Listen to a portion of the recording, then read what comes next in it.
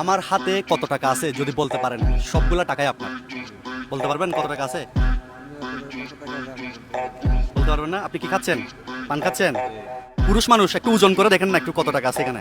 ধরে দেখেন, একটু ধরেন। কত? 4,000? ভাই 4,000 হয়েছে? হয়নি। 5,000? না, হয়নি। আমরা 30 সেকেন্ড সময় দিই ওনাকে এবং আরেকটা চান্সও দিচ্ছি ওনাকে, যদি বলতে পারেন সবগুলা টাকাই আপনার।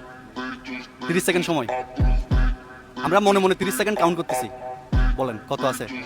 কত? 10,000। সময় তো অনেক ছিল, আপনি এত দ্রুত বলে দিলেন কেন? দেখে আপনি একটা কণা দেন তো এটা। আচ্ছা ভাই, আপনি তো মনে হয় পান খান, খেয়ে নেন একটা। কত আছে দেখেন, একটা কণা দেন।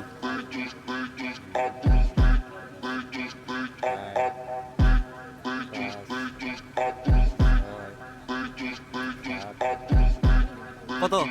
7,000, 7,500। 7,500? তাহলে উত্তর হয়েছে? শর্ত কি ছিল? শর্ত ছিল যদি এখানে কত টাকা আছে বলতে পারেন সবগুলা টাকাই আপনার। এখন তো আপনি হেরে গেলেন। আমার টাকার প্রতি যে কোনো লোভ নেই। টাকার প্রতি লোভ নাই? আচ্ছা, এই রিক্সা কি আপনার? আজকে কয় টাকা পাইছেন? তো 37 টাকা হয়েছে। হ্যাঁ, 3 মানে 300 টাকার মতো। বাড়ি কোথায়? ভাই ভোলা 4 পয়সা। ভোলা 4 পয়সা। চর পেশন। আপনার জন্য একটা সারপ্রাইজ আছে। ফ্যামিলিতে মেম্বার কয়জন? ফ্যামিলিতে মেম্বার কয়জন?